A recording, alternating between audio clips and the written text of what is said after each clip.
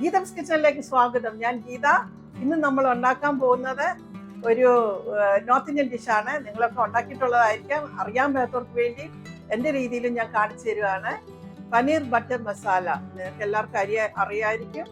അതിനായിട്ട് ആദ്യം നമുക്ക് വേണ്ടത് ഒരു 250 ഗ്രാം പനീറാണ്. ഇത് ഞാൻ വാങ്ങിച്ചതാണ്.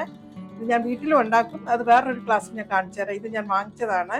ഇതൊരു 250 ഗ്രാം ആദ്യം എടുക്കണം. അതിനകത്ത് ഇതൊന്ന് സോഫ്റ്റ് ആക്കാൻ വേണ്ടി ഇത് നിറച്ച് വെള്ളം, ഇത് മുങ്ങിക്കിടക്കത്തോക്കാണ് വെള്ളം ഒഴിക്കുന്നത്. ചൂടുവെള്ളം, തിളച്ച വെള്ളമാണ്. 1 ടീസ്പൂൺ ഉപ്പും കൂടി ഇട്ട് ഞാൻ ഇളക്കി അത് മാറ്റി വെക്കാം ആദ്യം. ഇനി നമുക്കൊരു ഫ്രൈ പാന് അടുപ്പേ വെക്കണം. അതിനകത്തോട്ട് ഞാൻ 2 ടേബിൾ സ്പൂൺ ബട്ടർ ഇട്ടിട്ടുണ്ട്. ഞാൻ ഇച്ചിരി ഇതൊരു റൈസ് ബ്രാൻ ഓയിലാണ് ഞാൻ ഒഴിക്കുന്നത്. അതിനകത്ത് ഒരു 2 ടേബിൾ സ്പൂൺ റൈസ് ബ്രാൻ ഓയിലും കൂടെ ഒഴിച്ചു. കാരണം ബട്ടർ തന്നെ ഇട്ട് ഫ്രൈ ചെയ്താൽ കരിഞ്ഞു പോകാൻ ചാൻസ് ഉണ്ട്. ഇനി നമുക്ക് ഫ്ലെയിം ഓൺ ചെയ്യണം. ബട്ടർ ഉരുകി കഴിയുമ്പോൾ അടുത്ത ഇൻഗ്രീഡിയൻ്റ് ഇടാം. അതിനകത്തോട്ട് നമുക്ക് ഒരു ചെറിയ കഷ്ണം പട്ട എടുത്തിട്ട് ഞാൻ 3ആയിട്ട് മുറിച്ചു. 2 ഏലക്ക, ശകലം ജാതിപത്രി, ഒത്തിരി ജാതിപത്രി വേണ്ട, അത്ര ഇട്ടിട്ട് അത് ഒന്ന് ഇളക്കിയിട്ട് ഞാനൊരു 3 സവോള എടുത്ത് ഇതുപോലെ ചോപ്പ് ചെയ്തു.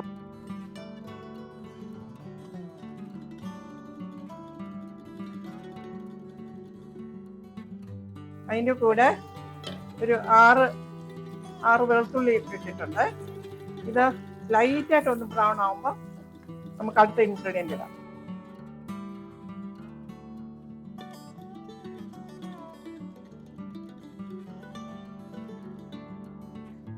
ഇനി നമുക്ക് കുറച്ച് നട്ട്സ് ആഡ് ചെയ്യാം. ഒരു 1/4 കപ്പ് നട്ട്സ് ഉണ്ട്. അത് ഞാൻ ഇങ്ങോട്ട് ഇടാം. Split ചെയ്തിടണം nuts.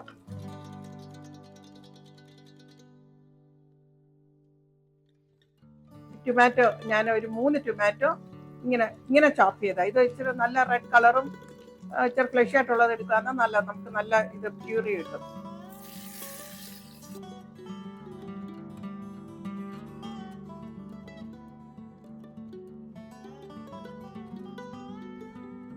ഇത് നല്ലതായിട്ട് വഴന്നു വരണം. ഇനി ഞാൻ ഒരു 2.5 ടേബിൾ സ്പൂൺ കാശ്മീരി ചില്ലി പൗഡറാണ്. അതുകൊണ്ട് 2.5 ടേബിൾ സ്പൂൺ ഇട്ടാൽ വലിയ എരിയൊന്നും വരത്തില്ല, നല്ല കളറും കിട്ടും.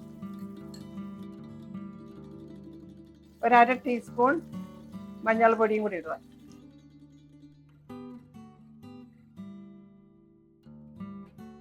നമ്മൾ വഴറ്റിയ സാധനങ്ങളെല്ലാം ഒരുമാതിരി തണുത്തിട്ടുണ്ടെങ്കിൽ നമുക്കിത് മിക്സിയിൽ അരയ്ക്കണം. ഞാനത് മിക്സിയിലോട്ട് ഇടാൻ പോവാണ്.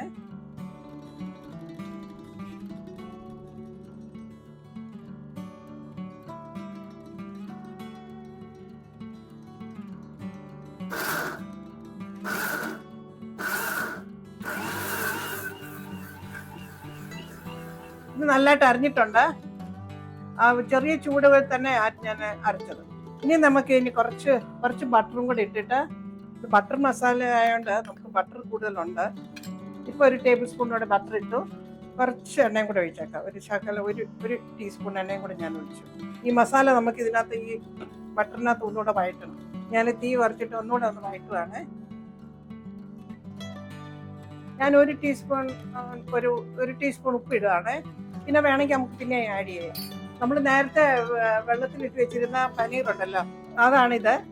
ഇത് ഭയങ്കര സോഫ്റ്റായി. ഇത് നമുക്ക് അതിനകത്ത് വെള്ളം ഉണ്ടെങ്കിൽ സാരമില്ല, നമുക്ക് ഇതിനകത്തോട്ട് ഇടാതെ.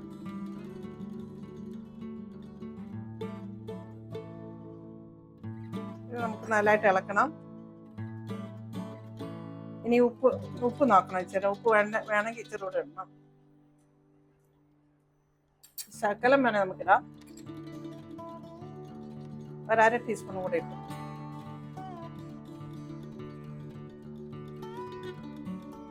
ഇനി നമുക്ക് ആഡ് ചെയ്യേണ്ട ഒരു 1/2 കപ്പ് തൈര്. അത് നല്ലതായിട്ടൊന്ന് ഉടച്ചിട്ട് സ്പൂൺ വെച്ച് ഉടച്ചാൽ മതി.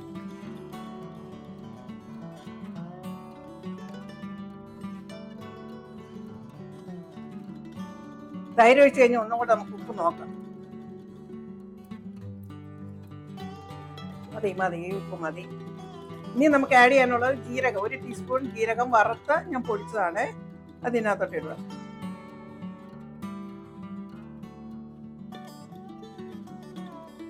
ഈ സ്റ്റേജിൽ നമുക്ക് നിർത്താം.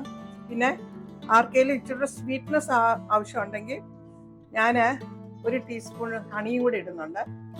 ഹണി ഇല്ല എങ്കിൽ നിങ്ങൾക്ക് ടൊമാറ്റോ സോസ് ചേർക്കാം. ഞാനിത് ഹണിയാണ് ഇടുന്നത്.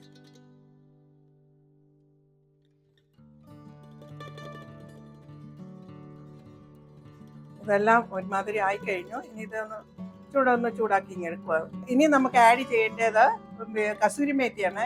അത് ഞാൻ ഈ അരിപ്പയ്ക്കകത്തോട്ടിട്ട്, അതിന് ചെറിയ നാരൊക്കെ ഉള്ളതുകൊണ്ട് അതിനകത്ത് വിടാതിരിക്കാൻ ഈ അരിപ്പയ്ക്കകത്തോട്ടിട്ട് ഒരു 2 ടേബിൾ സ്പൂൺ കസൂരി മേത്തി ഉണങ്ങിയത് അതിങ്ങനെ പൊടി ഒത്തിരി നാരുണ്ട് അതിനകത്ത് വീടായിരിക്കാനായിട്ട് ഞാനിങ്ങനെ അത് ചെയ്യാറുള്ളത്. മതി. 2 ടേബിൾ സ്പൂൺ കസൂരി മേത്തിയുടെ പൊടി. കസൂരി മേത്തി എന്ന് പറഞ്ഞാൽ ഉലുവാച്ചീര എന്നാണ് നമ്മൾ പറയുന്നത്. അതിനൊരു വേറൊരു നോർത്ത് ഇന്ത്യൻ ടേസ്റ്റ് വരും അത് ആഡ് ചെയ്യുമ്പോൾ. ഇത് കഴിഞ്ഞു. ഇനി നമുക്ക് ഇത് പ്ലേറ്റ് ചെയ്തിട്ട് ഇതിൻ്റെ പുറത്ത് ക്രീമും ശകലം ബട്ടറും കൂടി ഇടാം. മല്ലിയില അത് ഞാൻ ഇനി പ്ലേറ്റ് ചെയ്യാൻ പോകും.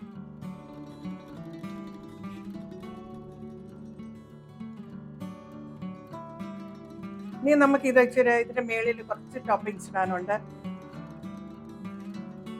ഞാൻ ഇതൊരു ബട്ടർ പനീർ മസാല ആയതുകൊണ്ട് കുറച്ച് ബട്ടർ അതിൻ്റെ മേളിലിട്ടു. പിന്നെ കുറച്ച് മല്ലിയില ഇടുക. ഇനി നമുക്കിതിൻ്റെ മേളിലോട്ട് കുറച്ച് ക്രീം.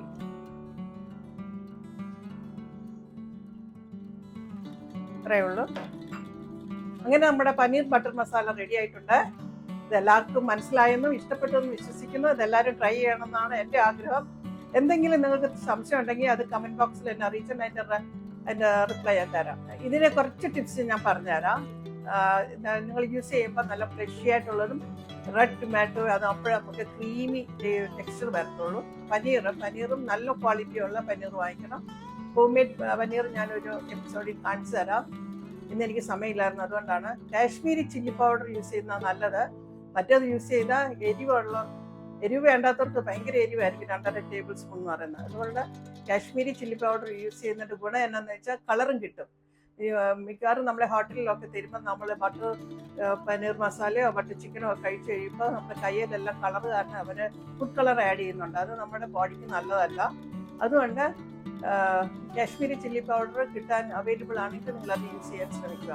ഇത്രയൊക്കെ ഉള്ളു ഇത് നല്ലതായിട്ട് വരാനായിട്ട് ചെയ്യേണ്ടത്. അങ്ങനെ നമ്മുടെ പനീർ ബട്ടർ മസാല എല്ലാവർക്കും ഇഷ്ടമാകുമെന്ന് എനിക്ക് വിശ്വാസമുണ്ട്. നിങ്ങളെല്ലാവരും ട്രൈ നോക്കണം. ഇനിയും നമ്മളെ കാണുന്നിടം വരെ ദൈവം എല്ലാവരും അനുഗ്രഹിക്കട്ടെ. God bless you all.